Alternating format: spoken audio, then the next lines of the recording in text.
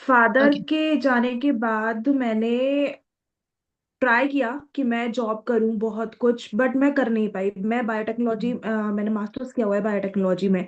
मेरा जॉब लग गया, बट फादर के जाने के बाद ये होता है ना कि सोसाइटी आपके पापा की जगह लेना शुरू कर देती है बहुत ज्यादा। हम्म। लोग प्रेशर डालना शुरू कर देते हैं, भाई ये लड़की 23 साल की हो गई है, शादी करो इसकी, शादी करो इसकी। तो इस वजह से मेरी जॉब नहीं कर पाई मैं। बट आफ्टर सम टाइम मेरे कजिन है, उन्होंने मुझे बोला कि शादी नहीं होगी तो क्या जिंदगी में कुछ करेगी नहीं। हम्म। देन आई थॉट कि मेरे को जॉब करना है, मुझे जॉब करना है, मुझे निकलना है यहाँ से। मैं आगरा से बिलोंग करती हूँ, यूपी उत्तर प्रदेश। उसके बाद मैं गुड़गांव आई, मैंने गुड़गांव में जॉब किया, 6 साल मैंने गुड़गांव में जॉब किया। स्पिरिचुअलिटी में मैं तब आई 2017 के बाद। 2018 में मैं स्पिरिचुअलिटी में आई, मैं रिलेशनशिप में आई, मेरा ब्रेकअप हुआ। और वो ब्रेकअप जो था, मतलब ये पर्सन जो था, इसकी वजह से मेरे आज जिससे मेरी शादी हो चुकी है, मेरे हस्बैंड है वो, उनकी वजह से मैं स्पिरिचुअलिटी में आई। मुझे अंदाजा भी नहीं था मैं कहाँ जा रही हूँ, क्या कर रही हूँ अपनी लाइफ में। एक टाइम वो था जब मैं बिल्कुल लॉस्ट थी। 2018 में मेरा ब्रेकअप हो गया, और ब्रेकअप के बाद मुझे लगा कि कुछ गड़बड़ है, मुझे कुछ करना है, कुछ चाहिए। मतलब एक मिसिंग, एक खालीपन था लाइफ के अंदर। डैडी के जाने के बाद ब्रोकन थी बहुत ज्यादा, और फिर मैं बहुत इमोशनल हूँ। तो हम्म। बॉयफ्रेंड के जाने के बाद, ब्रेकअप के बाद मैं एकदम टूट गई थी, मतलब मैं डिप्रेसिंग सिचुएशन में थी बिल्कुल। फिर मैंने धीरे धीरे ये सब स्टार्ट किया, पढ़ना शुरू किया इसके बारे में, स्पिरिचुअलिटी क्या होती है, लेट गो करना क्या होता है, सरेंडर करना क्या होता है। फिर 2019 में मैंने टैरो स्टार्ट किया। जिस दिन से मैंने टैरो स्टार्ट किया, उस दिन के बाद मेरी लाइफ में चेंजेस आने स्टार्ट हो गए। मतलब मैं पॉजिटिव रहने लगी, बिकॉज चीजें मुझे समझ आने लगी। और जब चीजें समझ आने लगी तो फिर रिलैक्स हो गई, ओके फाइन, ऐसा होना था, ऐसा ठीक है। अपने आप को समझाना शुरू कर दिया, सरेंडर करना शुरू कर दिया, लेट गो करना शुरू कर दिया। तब जाके ये चीजें ठीक हुई इन 2019। ओके। सो बहुत अप्स एंड डाउन्स आए थे आपकी लाइफ में, आपको टैरोट हमेशा एंड से। एस्ट्रोलॉजी स्टार्ट करने से पहले, राइट? आपके लाइफ में कभी ऐसा टाइम आया जब स्पिरिचुअलिटी ने कंफर्ट देने के बजाय आपको कंफ्यूज या इवन स्केर्ड कर दिया हो? आ, आया था। ये अभी 2 ढाई साल पुरानी बात है। तो हम्म। मतलब ना मेरे को ना हमेशा इस चीज से, मतलब मुझे नहीं पता मुझे क्यों डर लगता है। मुझे एक ऐसी चीज से डर लगता है जो शायद सोचना भी नहीं चाहिए उसके बारे में। मुझे ना मरने से बहुत डर लगता है। ओके। तो और मुझे लगता है कि मेरे घर में किसी को कुछ हो गया तो, मेरी फैमिली में किसी को कुछ हो गया तो। मेरे भाई की शादी थी, उससे कुछ टाइम पहले मैं ऐसे ही कार्ड्स निकाल रही थी, और तो उसकी हेल्थ को लेके आया कि थोड़ा सा इशू रहेगा। तो मैं उस वक्त डर गई, और उसके बाद मैंने जितनी भी रीडिंग्स की, मतलब चाहे मैंने अपनी की हो या क्लाइंट की हो, तो मुझे ऐसा लगता था कि शायद मैं कुछ गड़बड़ कर रही हूँ, मैं बहुत घबरा रही हूँ। फैमिली की तो मैं कर ही नहीं पाती थी बिल्कुल, बिकॉज मैं इमोशनली कनेक्टेड थी।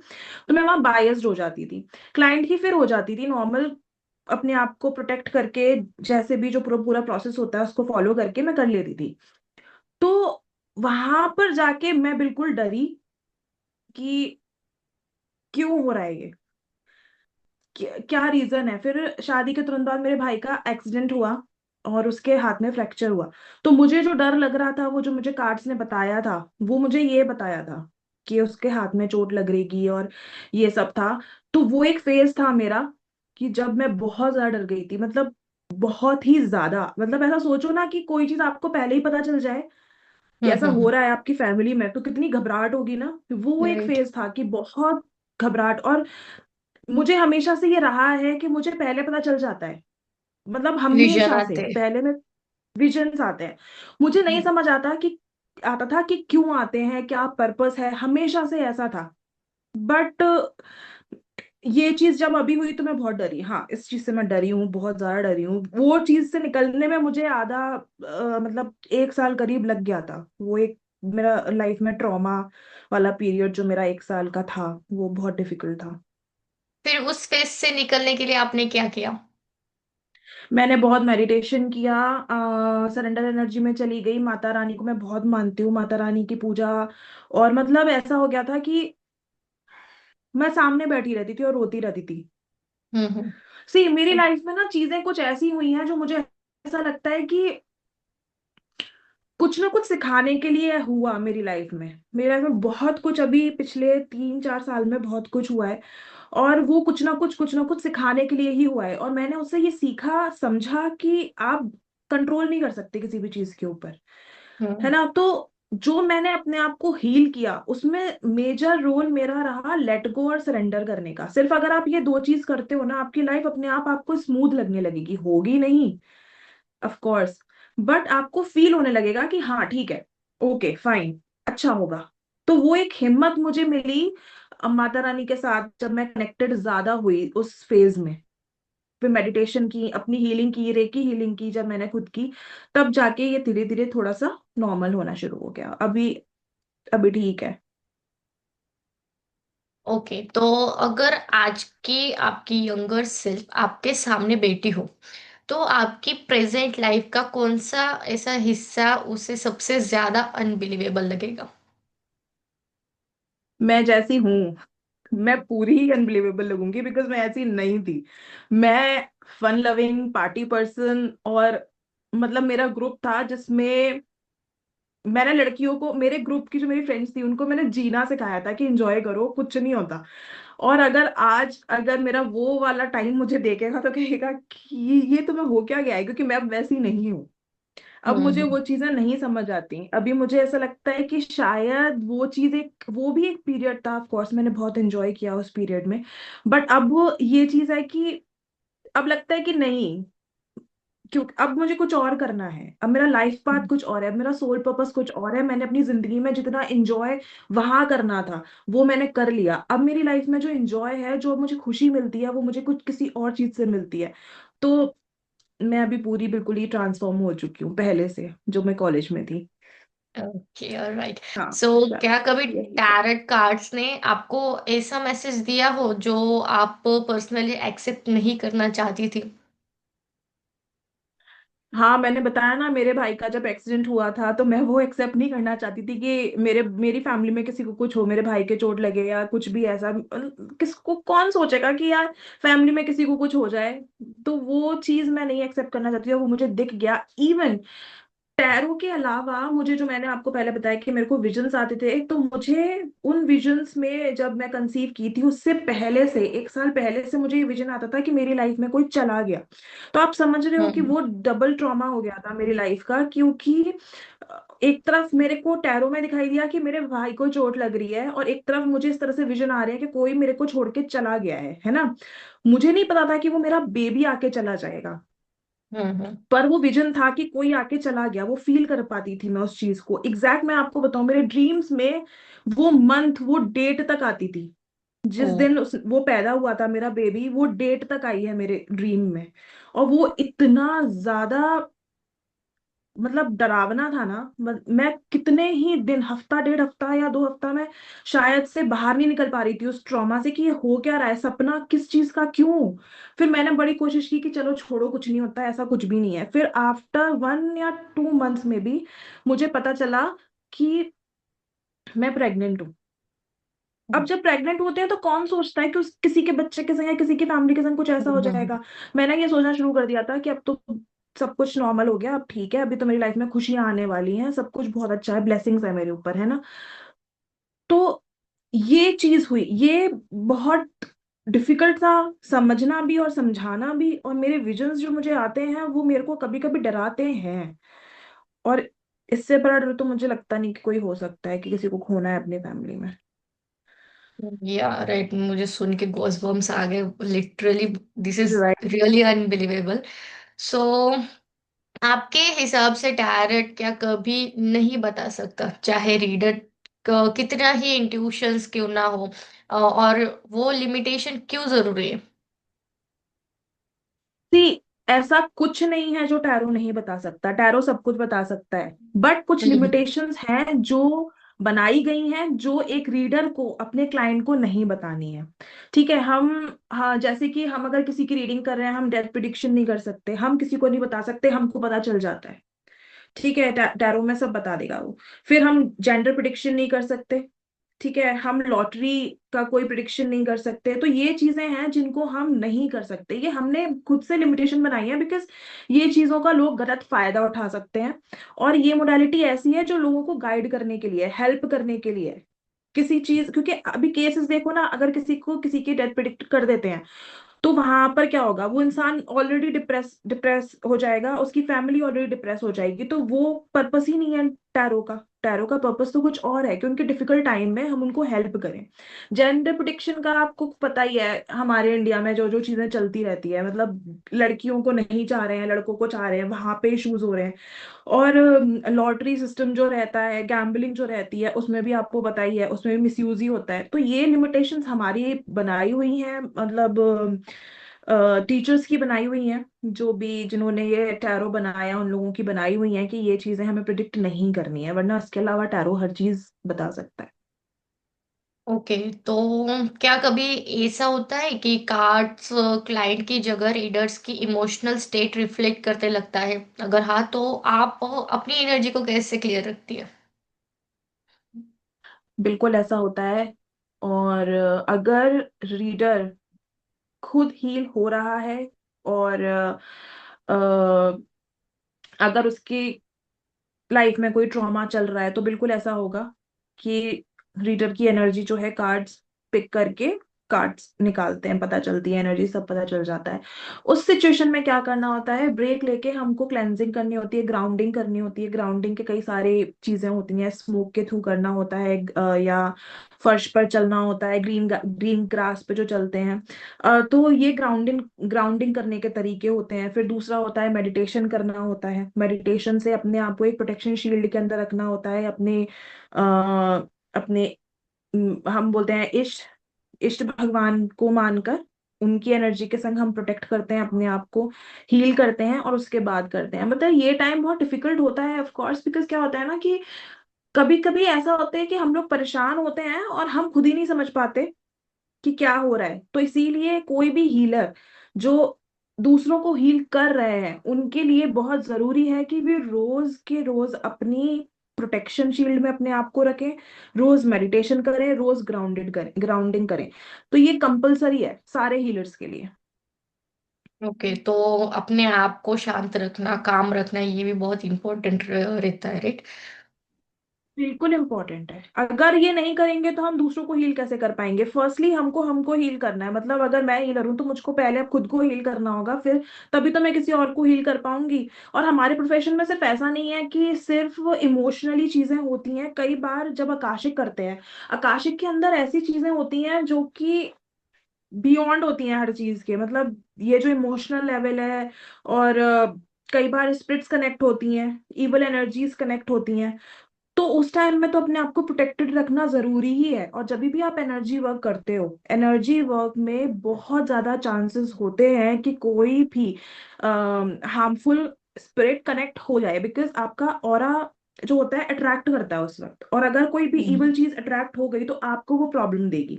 तो इसीलिए ये मैंडेटरी है कि आप अपने आप को पूरी तरीके से प्रोटेक्ट रखो, ताकि कोई भी इवल स्पिरिट या इवल एनर्जी आपके ऑरा में कनेक्ट ना हो पाए, जो कि आपको भी, हमें भी प्रॉब्लम देगी वो चीज, और हम अपने क्लाइंट को जो बताएंगे ना वो भी बायस हो जाए, वो भी चीजें चेंज हो जाएंगी फिर।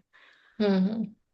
तो इसमें ऐसा भी होता है कि कभी कभार रीडर की या फिर क्लाइंट की, दोनों की जो मतलब रिजल्ट आता है वो मिक्स हो गया हो? ऐसा ऐसा हो जाता है, बट बहुत ज्यादा नहीं, मतलब मेरे साथ ऐसा कभी नहीं हुआ। क्योंकि ओके।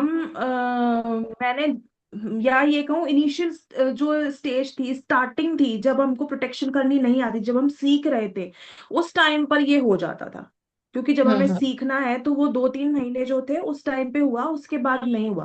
क्योंकि उसके बाद जो हमारी मैम थी वो बहुत स्ट्रिक्ट थी, और वो हमको रोज बोलती थी कि मेडिटेशन कर रहे हो मुझे वीडियो भेजो। तो ओह। वो एक आदत हो गई कि मेडिटेशन करनी ही करनी है। हाँ, तो हम्म। उसके बाद कभी ऐसा फील नहीं हुआ। ओके, सो आक्षिक रिकॉर्ड्स ने कर्मा के बारे में आपको कौन सी ऐसी सच्चाई दिखाई जो पॉपुलर स्पिरिचुअल टॉक से बिल्कुल अलग हो?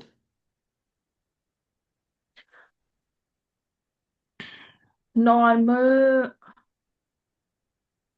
सी, कर्मा के बारे में मैं बात करूं या मैं बात करूं आकाशिक की, आकाशिक में सिर्फ कर्मा से रिलेटेड चीजें नहीं होती, सोल कॉन्ट्रैक्ट्स भी होते हैं जो मेरी लाइफ में मैंने फील की अपने लिए। क्लाइंट्स की बात अलग है, क्लाइंट्स को तो बहुत सारे केसेस आए ऐसे जो कर्मा से रिलेटेड थे।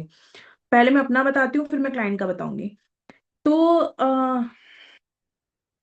सोल कॉन्ट्रैक्ट, जैसे मैंने बताया कि मेरा बच्चा हुआ और आप वो एक जेनेटिक डिसऑर्डर के साथ हुआ और फिर वो चला गया। तो वो जो हुआ ना, वो एक सोल कॉन्ट्रैक्ट के थ्रू हुआ था।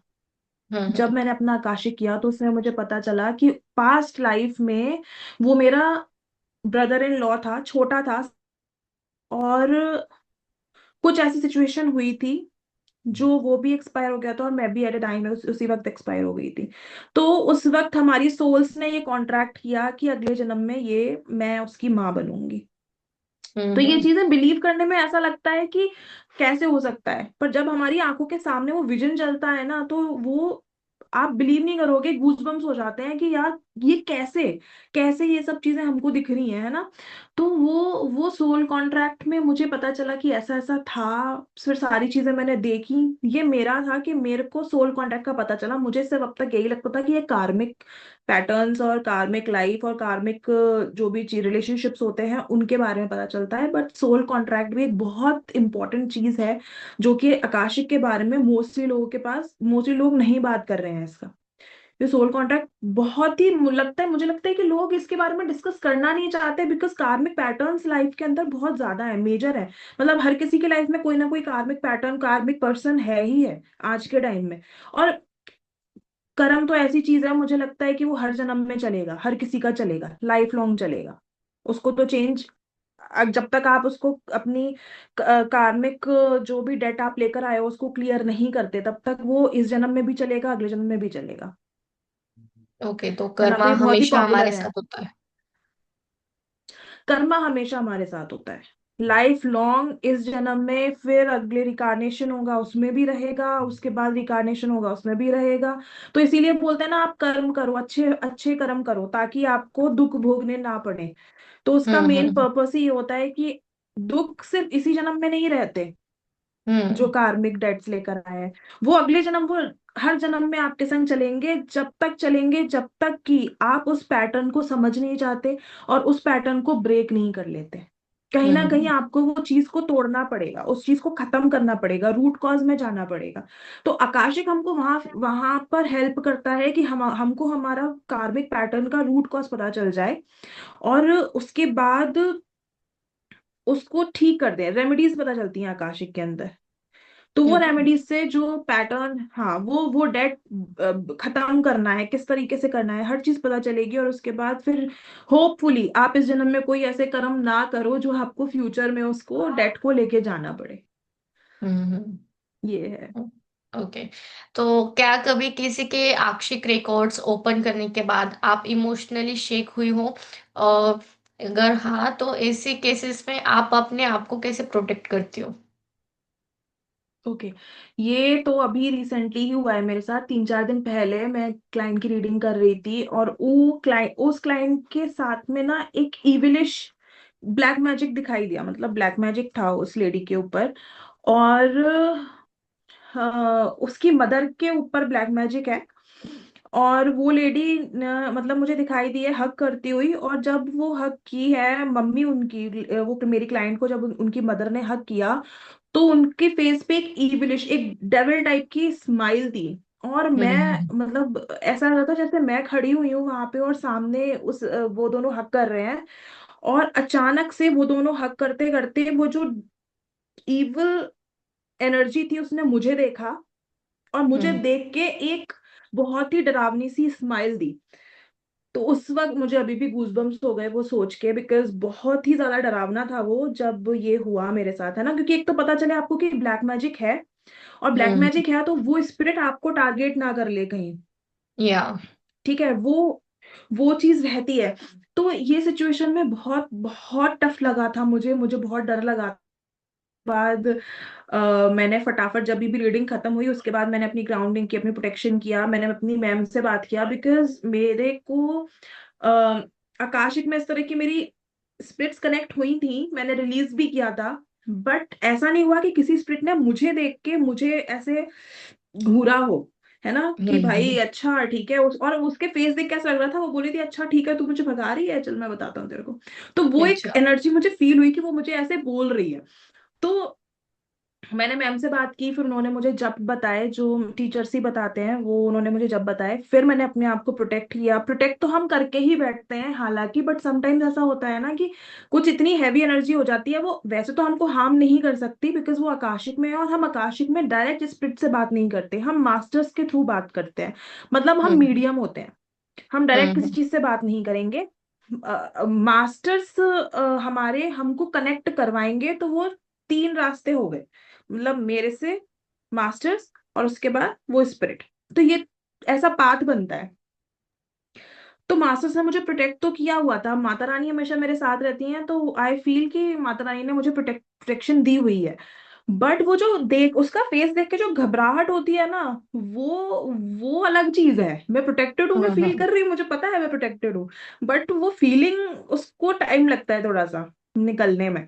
फिर उसको ठीक करने के लिए मैंने अपना, मैम ने मुझे जो भी बताई जब बताए वो किया, फिर मैंने अपनी रेकी की। उसके बाद मैं आफ्टर 2 डेज मैं शिवर कर रही थी, और उसके बाद ठीक हो गई। एक्चुअली आकाशिक में ये बहुत नॉर्मल है कि एनर्जीज आपको आपके ऑरा में घुसने की कोशिश करे। अब जितनी ज्यादा हम्म। इविल एनर्जी होगी ना, वो उतना ही ज्यादा आपको हार्म कर सकती है।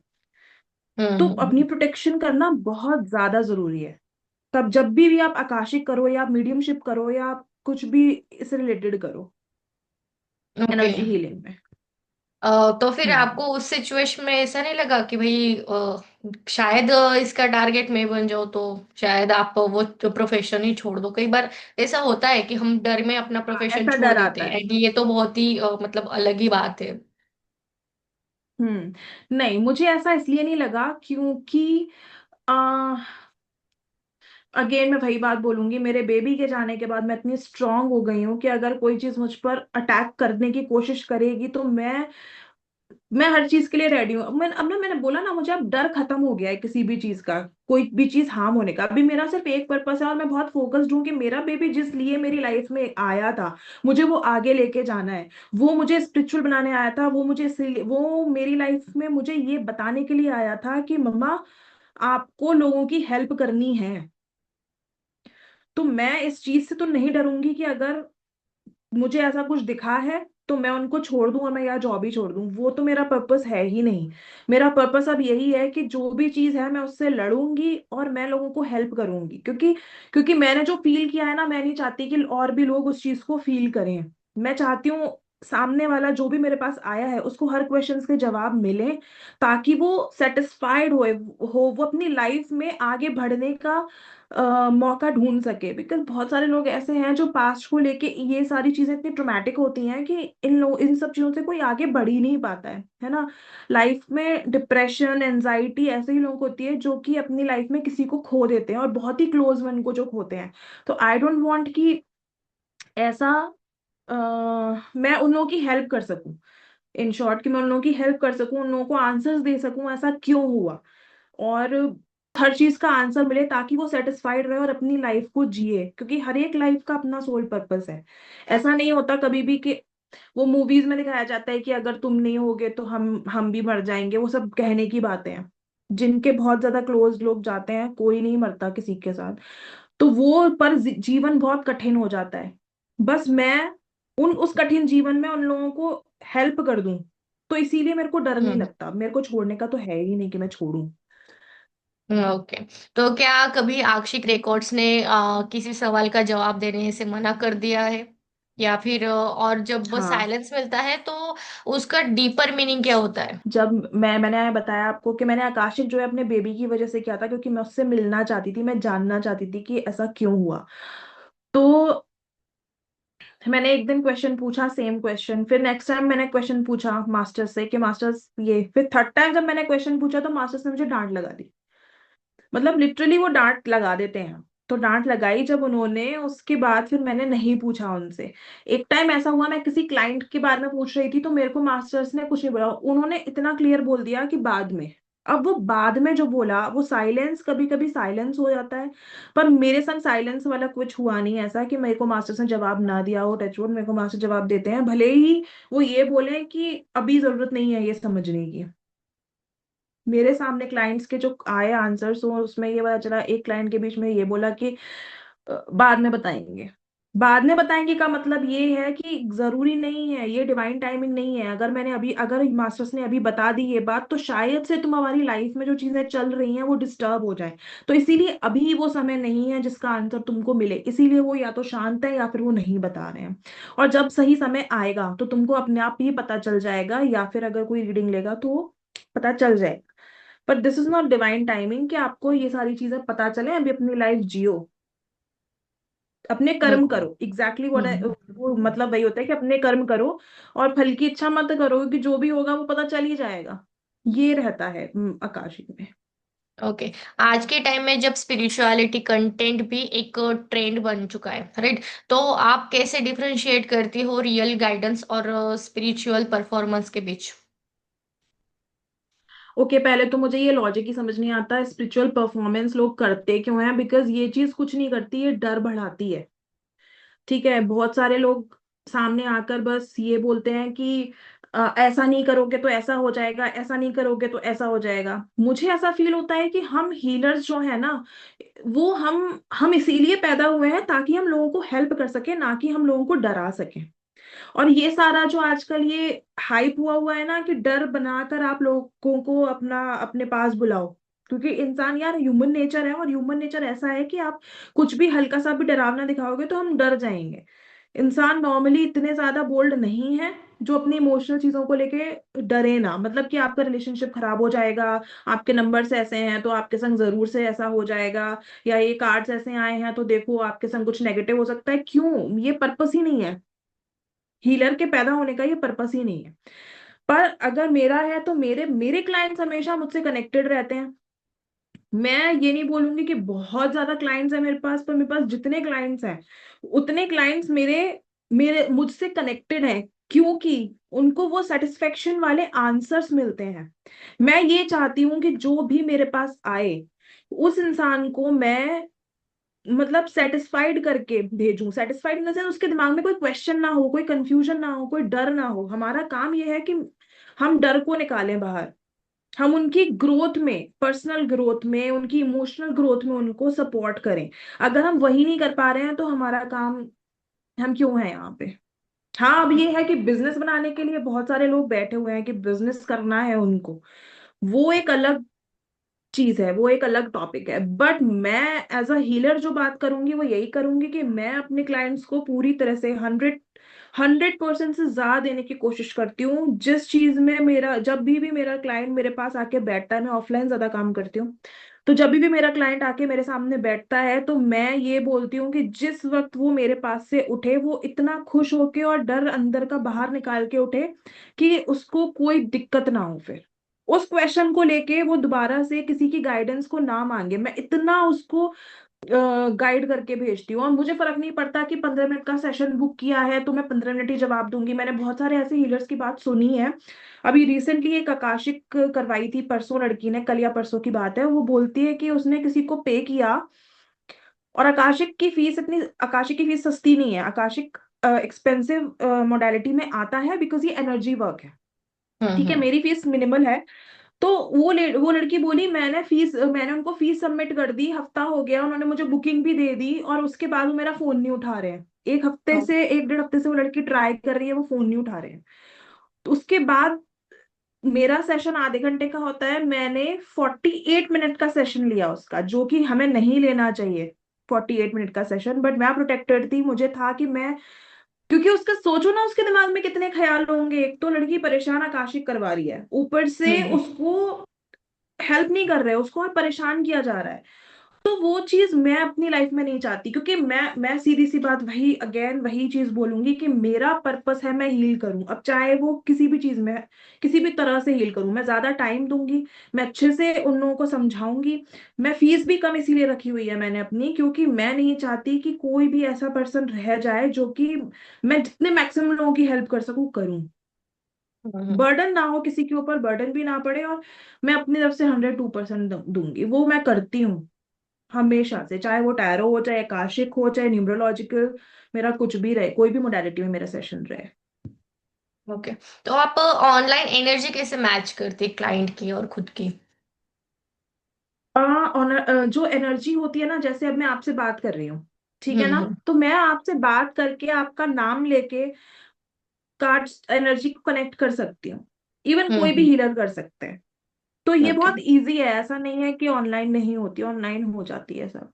And even this. आजकल तो डिस्टेंस हीलिंग्स होती हैं, हम्म। जैसे रेकी राइट। हीलिंग है, या लामा फेरा हीलिंग्स हैं, बहुत सारी मोडालिटीज ऐसी हैं जो हीलिंग्स हैं प्रॉपर, जो कि रेकी हीलिंग या एनर्जी हीलिंग में ही आती हैं, वो भी डिस्टेंस हो जाती हैं आजकल।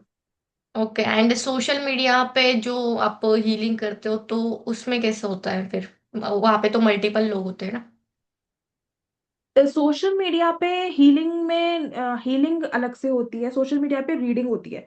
तो जो रीडिंग हम्म। होती है उस टाइम पर हमें बिल्कुल फोकस्ड रहना पड़ता है। लोगों को लगता है कि ऑनलाइन आएंगे, कार्ड शफल करेंगे और बता देंगे, इजी तो है। या। हाँ इजी हाँ। नहीं होता, बिकॉज मल्टीपल लोग हैं आपके सामने और मल्टीपल एनर्जीज हैं आपके सामने। सोचो कितना ज्यादा फोकस्ड होना पड़ता होगा सामने वाले पर्सन से कनेक्ट करना। अभी आपके साथ अगर कोई और भी हो, तो मुझे दो तरफ अपनी एनर्जी डाइवर्ट करनी पड़ेगी, है ना।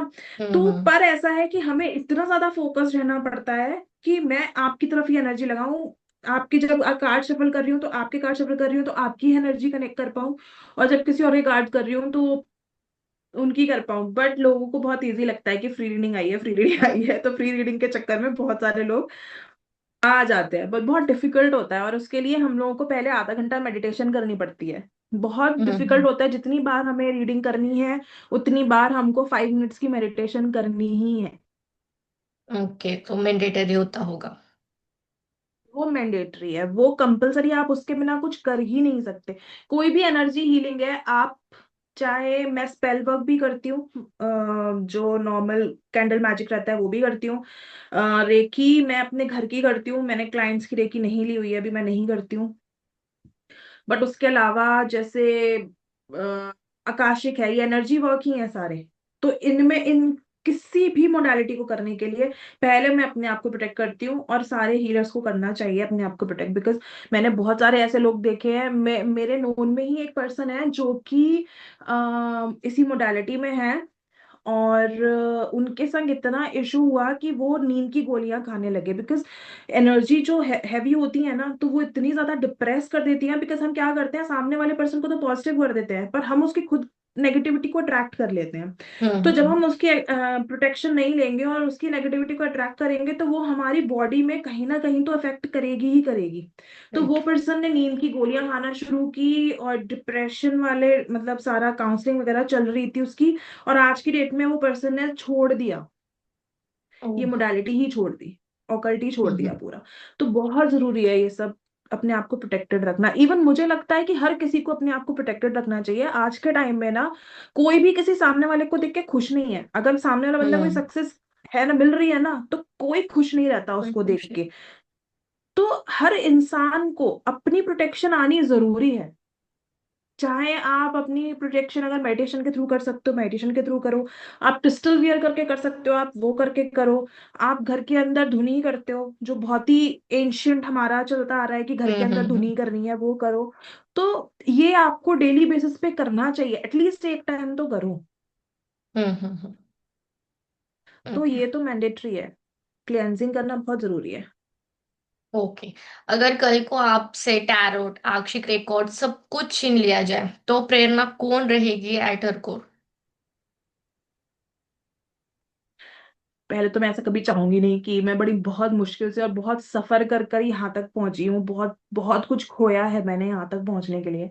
मैं नहीं चाहूंगी मेरे संग ऐसा कभी हो। पर अगर अभी कभी ऐसा होता है तो मैंने कभी सोचा ही नहीं मैं कैसी रहूंगी। मुझे नहीं लगता है कि मैं एक, मेरी आइडेंटिटी कुछ रहेगी, बिकॉज बहुत कुछ खो के मैंने ये आइडेंटिटी अचीव की है। तो मैं लॉस्ट हो जाऊंगी बिल्कुल। सो आप कभी नहीं चाहेंगे कि ये जो आपने सीखा है या फिर जो भी आप हो वो आपसे कभी छीन लिया जाए? राइट। बिल्कुल, कभी भी नहीं। एंड एक और सवाल, क्या कोई भी ये जो रीडिंग्स वगैरह है या फिर ये जो सारी चीजें हैं ये सीख सकता है, या फिर कोई पर्टिकुलर पर्सन ही यूनिवर्स ने डिसाइड किया हुआ है इन चीजों के लिए? नहीं, ऐसा कोई पर्टिकुलर पर्सन नहीं है। ऐसी हर पर्सन के अंदर ये एनर्जीज हैं, है ना। हम्म। हर किसी की इंट्यूशन अच्छी है, हर किसी के पास इतनी करेज है, बट हम समझ नहीं पाते उन चीजों को, बिकॉज हम मटेरियलिस्टिक वर्ल्ड में इतने ज्यादा फंसे हुए हैं। अब फंसे क्या हुए हैं, अब ऑफ कोर्स हम यहाँ पे पैदा हुए हैं, ठीक है, अब हमें राइट। अर्थ पे पैदा हुए हैं। अर्थ क्या है, मटेरियलिस्टिक वर्ल्ड ही है। तो यहाँ पर हम्म। हम लोग उस चीज पर ध्यान ही नहीं देते। पर अगर हम ध्यान दें, अगर हम फोकस्ड करें और अपनी इंट्यूशन पर काम करें, तो कोई भी सीख सीख सकता है। कोई बाउंडेशन नहीं, कोई भी इस मोडालिटी को सीख सकता है, इवन कोई भी किसी भी चीज को सीख सकता है। कोई हम्म। बाउंडेशन नहीं है किसी के लिए, बस हमको अपने ऊपर थोड़ा ज्यादा ध्यान देने की जरूरत है। अब दो दो पाथ है, एक मटेरियलिस्टिक पाथ है जिसके अंदर आप स्पिरिचुअली बिल्कुल कनेक्ट नहीं करोगे, एक स्पिरिचुअल पाथ है जिसमें आप मटेरियलिस्टिक चीजों के ऊपर बिल्कुल कनेक्ट नहीं करोगे। तो ये दो पाथ है, चॉइस आपकी है, आपको कहाँ जाना है। अगर आप चूज कर लेते हो कोई एक पाथ पे जाना, तो आप वहां पर फोकस्ड होकर काम करते हो। अगर आपने चूज किया कि आपको करियर में अपना यहाँ तक पहुंचना है, कुछ अचीव करना है ना, बहुत पैसा कमाना है, तो फिर आपके पास स्पिरिचुअलिटी के लिए टाइम ही नहीं होगा। अगर आपने सोचा कि आपको स्पिरिचुअल बनना है और मटेरियलिस्टिक चीजों के ऊपर जितना है उतना सफिशिएंट है, तो फिर आप स्पिरिचुअलिटी के ऊपर की तरफ बढ़ोगे। अब स्पिरिचुअलिटी में आने के बाद आपका सोल पर्पस क्या है? अगर सोल पर्पस आपका पैसा अर्न करना है, तो वो उससे भी हम्म। आ जाएगा, है ना। ओके। तो वो चॉइस आपकी है। ये हम्म। बहुत ही ब्यूटीफुल चीज है कि इस चीज में कोई भी बाउंडेशन नहीं है, कोई बाउंड्री नहीं है, कुछ भी लाइन क्रिएट नहीं हुई कि भाई इतना ही है, इसके आगे नहीं। बहुत वाइड है सारी चीजें। आप अपने आप को इतना स्ट्रांग करो कि आपको जो करना है आप वो करने के लिए इतने करेजियस हो जाओ, कर लोगे। ओके। एंड अगर सपोज मैं सीख जाती हूँ, तो मतलब जस्ट एन एग्जांपल, तो कोई ऐसा पर्सन हो सकता है जो कि खुद के फायदे के लिए ये सारी चीजें यूज करे? खुद के फायदे के लिए करते हैं, बहुत लोग करते हैं। ऐसा नहीं है। अब वही वाली बात है कि आप अनएथिकल नहीं कर सकते, आप स्पिरिचुअलिटी में रहकर अनएथिकल नहीं कर सकते कुछ भी। अगर आप कुछ भी हम्म। अनएथिकल करोगे, है ना, जो भी चीजें मैंने आपको बताई जिनकी लिमिटेशंस हैं, अगर आप वो राइट। करते हो तो आपको, हाँ, तो यूनिवर्स आपको उसी तरह से पनिशमेंट भी देता है। अगर हमें हम्म। लगता है कि यूनिवर्स हमें पनिशमेंट नहीं देगा या हमारे मास्टर्स हमको पनिशमेंट नहीं देंगे, बिकॉज कोई भी मोडालिटी आप सीखते हो ना, आपको अपना गुरु, अपना इष्ट, अपने मास्टर्स वहां रखने होते हैं। उनकी पूजा करने के बाद ही आप स्टार्ट करते हो। जैसे आप मंदिर में हम्म। पूजा करते हो, उसके बाद ही हम्म। आप अपना दिन का काम शुरू करते हो। ठीक है, अभी भी हम्म। आप ऑफिस टेबल पे बैठते हो, तो बहुत सारे ऑफिस टेबल पे सब लोग अपने इष्ट को रखते हैं, गणेश जी को रखते हैं, माता रानी को रखते हैं, आप उनके हाथ जोड़ते हो, फिर आप काम शुरू करते हो। तो इसी हम्म। तरीके से चीजें हैं कि आपको मास्टर बनाना पड़ेंगे कोई। अगर आपके मास्टर को लगा कि अनएथिकल काम कर रहे हैं, तो मास्टर्स क्या करेंगे फिर? झाड़ भी पड़ेगी, डांट भी पड़ेगी, पनिशमेंट भी मिलेगी, फिर आप सीधे रास्ते पे आ जाओगे। तो या। ये चीज रहती है, और वो एंड प्रोटेक्ट करने के लिए बैठे हैं हमको। एंड अगर मास्टर्स को ये चीजें पता ही ना चले तो? ऐसा हो नहीं सकता। ओके। तो उन ऐसा होगा ही नहीं कभी। वो हमसे कनेक्टेड रहते हैं हमेशा? वो हमसे कनेक्टेड है और हम उनके बिना कुछ भी नहीं है। अगर वो हमें गाइड नहीं करेंगे, तो हम इस हम्म। रास्ते पर चल ही नहीं पाएंगे। ओके। तो पता ईच है क्या एंड होता एवरी है, पॉइंट। इंट्यूशन ब्लॉक हो जाती है। हम्म। थर्ड आई चक्रा, क्राउन चक्रा ब्लॉक हो जाता है। तो जब थर्ड आई चक्रा, क्राउन चक्रा ब्लॉक हो जाएगा, आप इंट्यूटिव नहीं रहोगे, आपके सोचने समझने की शक्ति नहीं रहेगी। मास्टर्स अगर हम्म। आपसे नाराज हो जाएंगे, तो आपके इष्ट, आपकी कुल देवी आपसे, आपने सुना होगा कि आपके भगवान अगर आपसे नाराज हो जाए, आपकी कुल देवी, आपके पितर आपसे हाँ हाँ। नाराज हो जाए, तो आपको हम्म। सिचुएशंस आपकी लाइफ में खराब होने लगती है ना। वो राइट। कौन है? वो आपके मास्टर्स हैं। हम्म। मास्टर्स, मास्टर ऐसा नहीं है कि कोई अलग से कोई प्राणी आके आपके सामने बैठे हैं, नहीं। मास्टर्स वो हैं जो आपके एंसेस्टर्स हैं, मास्टर्स वो हैं जो आपकी कुल देवी हैं, मास्टर्स वो हैं जो आपके इष्ट हैं, वही आपके मास्टर्स हैं। ओके। बस फर्क इतना है कि हम सनातन धर्म में हैं या हम हिंदू हैं या हम क्रिश्चियन हैं, सबके अपने अपने मास्टर्स हैं। हमारे पास हमारे देवी देवता हैं, क्रिश्चियंस के पास जीसस हैं, मुसलमानों के पास अलग हैं, सबके, सिखों के पास अलग हैं, गुरु हैं, ठीक है। गुरु क्या है? हम्म। मास्टर्स है। और क्रिश्चियन जो वेस्टर्न मोडालिटी है, उसमें आर्केंजल माइकल है, ठीक है, हम्म। आर्केंजल रफायल है। तो है वही, उनके रूप अलग हैं।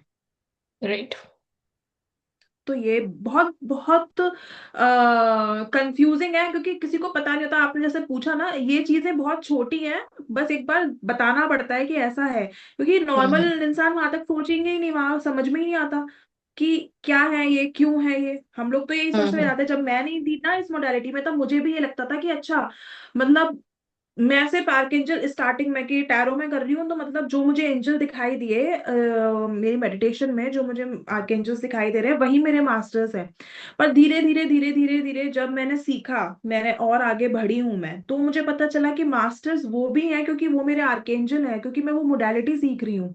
और हो सकता है कि मैं पास्ट लाइफ में, मैं बताती हूँ आपको, मैंने अपनी पास्ट लाइफ देखी है 800 साल पुरानी, ओ, जिसमें मैं लोगों को हेल्प करती थी।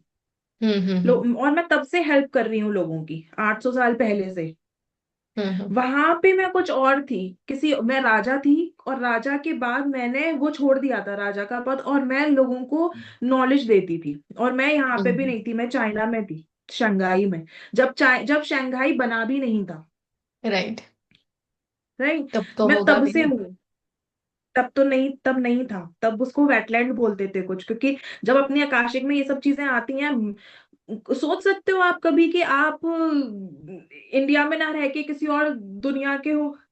बिल्कुल दिमाग भी में ही नहीं नहीं। आती वो चीज। दिमाग में नहीं नहीं आता। आती। फिर जब आकाशिक करते हैं हम आकाशिक में, सोचो आप कहाँ तक का पता चलता है, क्योंकि वो एक एक हम्म। बुक है। अब ये आकाशिक, ये वेस्टर्न मोडालिटी है, बट हमारे चित्रगुप्त हैं जो, वो भी तो सेम ही काम करते हैं। आप समझने वाली चीज है ना, चित्रगुप्त क्या करते हैं? चित्रगुप्त के पास एक किताब है जिसके अंदर हर एक सोल का स्टोरी लिखा हुआ है, रिकॉर्ड है। रिकॉर्ड्स हैं। तो आकाशिक रिकॉर्ड्स वही है। हम्म। ठीक है, ओके। निकला हमारे धर्म से ही है, सनातन धर्म से ही निकला है, बट पहुंचा कहाँ तक? वेस्टर्न मोडालिटी में पहुंचा। वो लोग काफी टाइम से प्रैक्टिस कर रहे हैं, और हम लोग सोच भी नहीं रहे हैं। तो मुझे हम्म। कई बार ऐसा लगता है कि ये सारे अंग्रेज हैं, ये हमसे सीख सीख के जाते हैं और फिर हमको ही सिखाते हैं हमें डबल ही फीस सिखाते लेके। हैं। या राइट। है ना? तो हम लोग उसकी वैल्यू नहीं करते। हम लोगों की जो एंशियंट चीजें हैं वो बहुत पावरफुल है, बहुत ज्यादा पावरफुल है। अगर हम लोग राइट। उसमें छोटी छोटी चीजों को अपनी डेली लाइफ में लाना शुरू कर देना, हम लोगों की जैसी आज लाइफ है ना, वो नहीं होगी। ये सब भी मैंने धीरे धीरे टाइम के साथ जाना है, मुझे इतना टाइम हुआ। तो मैंने ये चीज समझी कि आप कुछ भी बोझ लेके, कोई भी बर्डन लेके अपनी लाइफ को चेंज नहीं कर सकते। आप अपनी लाइफ को चेंज कब करोगे? जब कोई भी चीज आपकी लाइफस्टाइल बन जाए, रूटीन बन जाए, तब आप चेंज कर सकते हो। है ना? घर हम्म में धुनी करना बहुत बेसिक सी चीज है, उससे क्या होगा? इविल स्पिरिट नहीं आएगी। माथे पर टीका लगाना, बिंदी लगाना बहुत बेसिक सी चीज है, जिससे क्या होता है? इंट्यूशन तेज होती है। चंदन का राइट। टीका जो लगाते हैं, ठीक है। हम्म। पैरों में पायल पहनते हैं, उसका भी क्या है? अब अगर साइंस की बात करें तो यूट्रस ठीक रहता है। और अगर स्पिरिचुअलिटी की बात करें तो वो चांदी जो होती है वो मून स्ट्रॉन्ग करती है। राइट। ठीक है। ये सुना है मैंने। तो हाँ, छोटी छोटी चीजें हैं जिनको हम डेली लाइफ में चेंज करेंगे ना, तो मुझे लगता है कि हमारा बहुत कुछ चेंज हो जाएगा, हमारी लाइफ ही चेंज हो जाएगी। बट हम्म। क्योंकि हमको पता नहीं है तो हम कर ही नहीं पाते। या एंड इसके पीछे का साइंस भी हमें पता नहीं होता, एंड उसका जो यूनिवर्सल लॉ है या फिर कुछ भी वो हमें पता ही नहीं होता, तो हम बिलीव भी नहीं करते और करते भी नहीं है वो सारी चीजें। करते भी नहीं है। क्योंकि हम्म हम सोच ही नहीं पाते ना, क्योंकि हम अपनी डेली लाइफ में इतने बिजी हैं कि हम उस तरफ सोच ही नहीं पाते। हम्म फिर उसके बाद हमको भागने की जरूरत पड़ती है। और एक और चीज, अगर हम स्पिरिचुअलिटी में अलाइन रहते हैं ना, अगर अब हमारी चक्रास है, अगर हम चक्रास में अपने अलाइंड है ना, तो हमको कोई बीमारी नहीं लगेगी। अब देखो, जो हम्म कर्मा है वो एक अलग चीज है, ठीक है। कार्मिक डिजीज अलग होती हैं, कार्मिक इश्यूज अलग होते हैं। और हम जब भी अपने कोई भी नेगेटिव थॉट लेते हैं वो हमारे शरीर पर आता है। तो मतलब ये कि अगर आप अपने चक्रास को भी, चक्रा मेडिटेशन भी करते हो, तो बहुत हद तक आप बीमारियों से भी दूर रहोगे। तो ये नॉलेज नहीं है ना बाहर, और लोग दे भी नहीं रहे हैं, राइट। लोग बता ही नहीं रहे। तो छोटी छोटी चीजें अपनी लाइफ के अंदर चेंज करो, और अपनी लाइफ में मैजिक, मतलब मुझे ऐसा लगता है कि जब से मैं स्पिरिचुअलिटी में आई हूँ, तब से मेरी लाइफ में मैजिकल हो गई। जितना मैं ज्यादा समझ रही हूँ इसको, उतना ही ज्यादा मैजिकल है ये लाइफ। आप सोचो ना, एक हम्म फैंटेसी वर्ल्ड है जिसमें आप आंख बंद कर रहे हो और आपके सामने एंजल आ रहे हैं, तो ये मैजिकल नहीं है? ये मैजिकल है ना। आपकी लाइफ के बारे में आपको बता के जा रहे हैं कि आप इतने साल पुराने क्या थे, या आपके अगर क्लाइंट सामने आ रहे हैं तो क्लाइंट्स के बारे में आपको ऐसी चीजें पता चल रही हैं जो आपको पता होनी नहीं चाहिए। और सामने से जब क्लाइंट बोलता है ना कि यार ये आप जो बोल रहे हो बिल्कुल सही बोल रहे हो, क्योंकि ऐसा ही था मेरी मदर के साथ, मुझे कैसे हम्म। पता उनकी मदर के साथ क्या है। तो ये मैजिकल है ना। मतलब हमारी हम्म। लाइफ में इतना मैजिक है ना, अगर हम समझना चाहें, बट हम नहीं समझ पाते। यहाँ पे वो जो डायलॉग है, जहाँ लॉजिक होता है वहाँ नहीं, जहाँ मैजिक होता है वहाँ लॉजिक नहीं होता, ये वाला पूरा फुलफिल हो जा रहा है यहाँ पे, राइट। बिल्कुल बिल्कुल हम्म। ऐसे ही होता है। या तो मतलब बहुत सारी चीजें हैं देखने को, सीखने को, लेकिन हम अपनी ही लाइफ में कुछ इतना ज्यादा बिजी है सक्सेस पाने में, अचीवमेंट करने में, तो ये सारी चीजों पे हम ध्यान ही नहीं दे रहे। ये सारी लॉस्ट बिल्कुल होती जा रही है। ये सब लॉस्ट हो रहा है, बिल्कुल लॉस्ट हो रहा है। पहले के जमाने में होता था, और हमारे जो मम्मी पापा या दादा दादी जो थे वो ये सब चीजों से जुड़े हुए थे कहीं ना कहीं, है ना। हम्म। पर हम लोग या तो उसको मॉडर्न, बहुत सारे लोग ऐसे हो गए हैं जो मॉडर्न बोलने लगते हैं कि वी आर मॉडर्न, हम लोग रिलीजियसली और स्पिरिचुअलिटी में इसमें बिलीव नहीं करते। अब कुछ लोग स्पिरिचुअलिटी में आना शुरू करे हैं जो नॉर्मली मेडिटेशन या इसमें आ रहे हैं, बट मैक्सिमम लोग अभी भी ऐसे ही हैं कि नहीं, बड़ा आउटडेटेड है ये तो, ये हम हम्म। इसमें नहीं आते, हम ये नहीं करते। पर अगर ये करेंगे तो शायद उनकी लाइफ भी बेहतर हो जाएगी। या अभी होप करेंगे कि सभी लोग ये इस पे जल्दी से जल्दी विश्वास करना स्टार्ट कर दे, एंड सभी अपनी खुद की लाइफ सुधारे। राइट। ठीक है। या so thank you so much, आप यहाँ पर आए, ऑडियंस को बहुत सारी नॉलेज आपने दी, एंड आई रियली नो कि ऑडियंस को इससे बहुत इंस्पिरेशन मिलेगी एंड बहुत सारी हेल्प भी होगी। Thank you so much. I wish. Okay. Thank you so much. Okay okay, dear, bye. bye bye, let's wrap the meeting here. Have a या nice journey and have a fantastic future. मैं चाहूंगी कि आप future में भी ऐसे ही लोगों को हेल्प करें, उनको हील करें। Thank you so thank you much. So much, I need this blessing, I really really need this blessing, मुझे, मैं बस, थैंक यू सो मच। या एंड कोई भी ऐसी इविल स्पिरिट या फिर कोई हो, वो आपको बिल्कुल भी हानि ना पहुंचाए। मैं तो भगवान से अभी जाके प्रे करूंगी कि आपको इनसे कुछ भी ना हो, ताकि आप ही हो जो हमें हील कराती है या फिर हमें कनेक्ट कराती है एनर्जीज से। And thank you so much for being with us. या थैंक यू सो चल मच, गॉड ब्लेस यू। ठीक। Love you. God bless you, love you too. God bless you. Bye. Bye.